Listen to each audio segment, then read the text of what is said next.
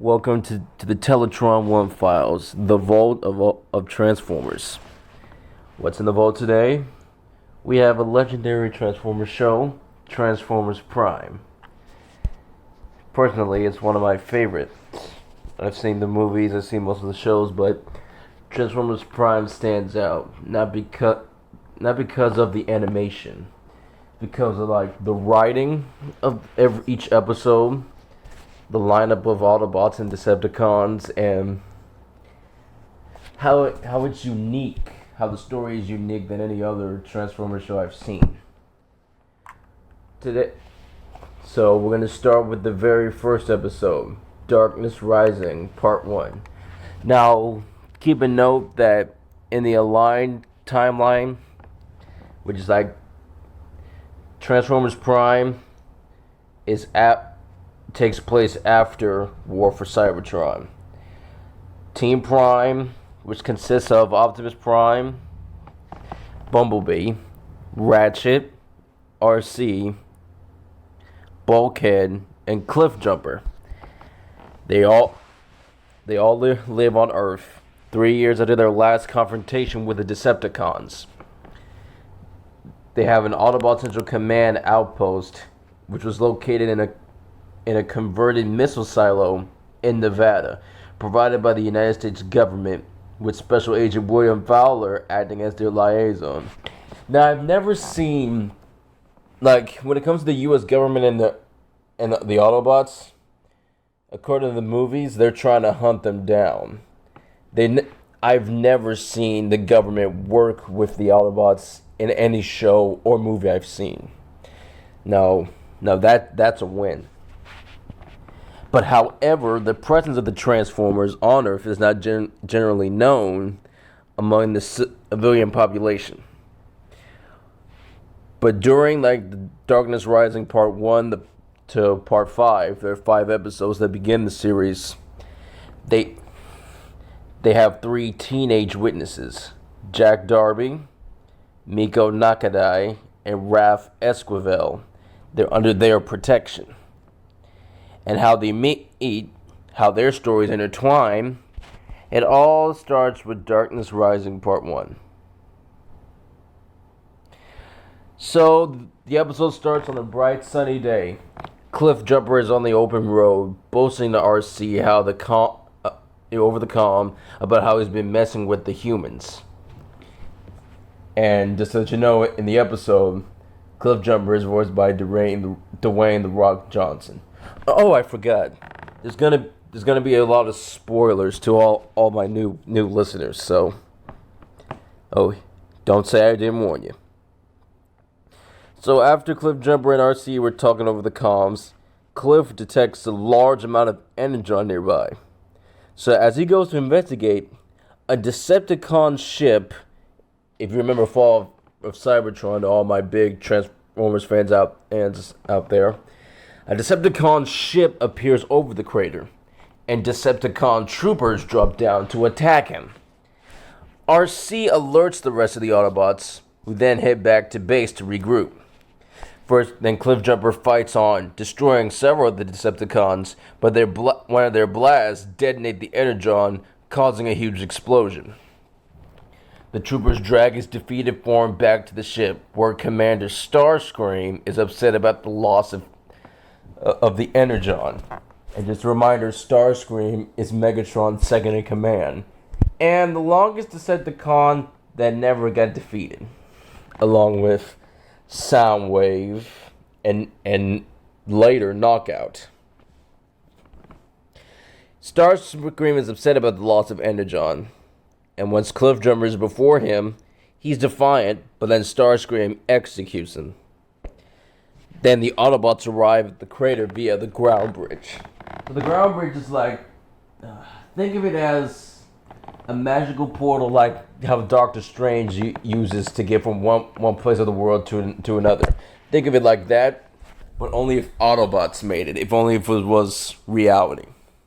So they arrive at the crater via the ground bridge, only to find the aftermath of the fight. So RC picks up a horn Cliffjumper lost during the battle. And the horn, Cliffjumper's auto mode, think of it as a custom 70s Challenger, a Dodge Challenger to all my car enthusiasts like myself. And if you know what a 70s Challenger, you might see like some of them, they put horns in it. Think of it as a raging bull. Oh, just think about it. But anyway, RC picks up a horn, Cliffjumper lost during the battle. And then Ratchet reports that after tracking Cliffjumper's life signal, he couldn't find it. Meanwhile, back on the Decepticon ship, Soundwave replays a recording of RC's comms talk. If you know who Soundwave is, he's like the eyes and the ears of the Decepticons. And Starscream decides that she will be their next target. Meanwhile, back at the Autobot base, Optimus reminds the other Autobots that they must continue to survive in order to honor the memory of their fallen comrade. RC refuses to dwell on it and transforms to the motorcycle and drives off. Meanwhile, in Jasper, Nevada, Jack Darby, think of it as the Sam Witwicky of Prime, he's working at the KO Burger drive-thru. RC finds herself being chased by a couple of Decepticons, and she ducks into the KO Burger parking lot, where Jack mistakes her for having a motorcycle of his own, hops on. So Sierra, one of Jack Darby's friends from school, and a friend catch him apparently talking to the motorcycle. While Jack has this awkward moment, the cons spot RC. She then takes off with the starter Jack still on board. After a short chase, she attempts to let Jack go, sending him down a side alley with a warning not to tell anyone what he's seen.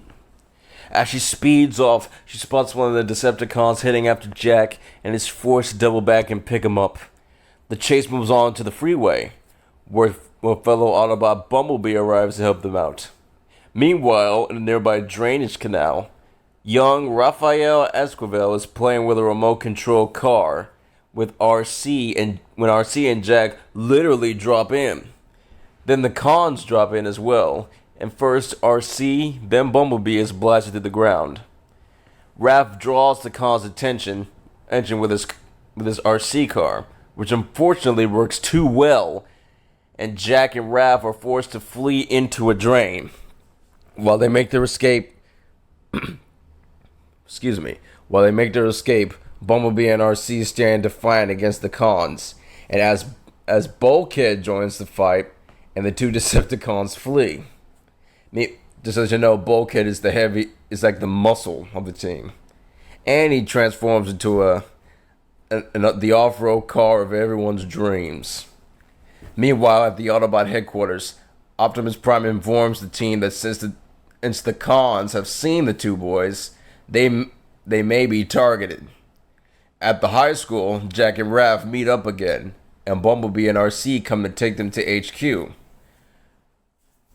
Though Raph roars off in Bumblebee, Jack walks away. Meanwhile, Miko Nakadai, sitting outside the school, draws RC. But when the motorcycle disappears, she peeks around the corner and spots RC in robot mode, arguing with Jack. She takes both Jack and Miko and catches up to Bumblebee, because once a human sees an Autobot, they have to protect them, so the cons don't. You know what I mean. So they drive to the Autobots HQ, which it's concealed in a mountain because the missile silo is built literally inside a mountain. And then the three kids marvel at the rest of the Autobots, and Optimus Prime gives them some exposition regarding the Transformers' war. Then he fears about the imminent return of Megatron. But when Soundwave detects a transmission from deep space back on the Khan's ship, Starscream orders the space bridge activated. As it opens, Megatron emerges, announcing his return. Now, doesn't that feel like the greatest Transformers opening ever? At least in my opinion. Besides, to introduce Megatron, he literally says, "Decepticons, I have returned." In that haunting voice, if you had it, there's and keep in mind, hold on, let me look up his voice actor. Yep, and keep in mind, Megatron is voiced by Frank Welker. Now, if that name doesn't sound familiar to you, you have never seen a cartoon when you were a kid. Because let's say list all the shows you've seen when you were growing up. Put them all on the dartboard.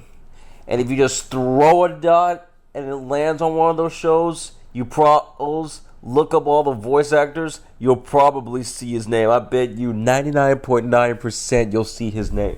And his vocal range, Frank Welker, is. Like, he's one of my favorite voice actors. Because, in my opinion, no one can voice Megatron like he can. I mean it. Megatron has this haunting voice, like the epitome of supervillains. I mean, once you hear it, it gives you chills down your spine. I mean, there are villains voiced by Kevin Michael Richardson. Who else? I think Troy Baker voiced it. He voiced Loki. Troy Baker. But out of all the villains, the only one that can voice any supervillain perfectly, that's Frank Welker.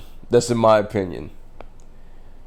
But to have him return as Megatron after since the 80s, that's like the icing on a cake for any superhero fan, any Transformers fan. But overall, Darkness Rising Part 1, that's like the perfect intro for any Transformers show and for anyone just getting into Transformers, in my opinion. And Darkness Rising Part 2 is going to be the next one. Oh, it ain't over.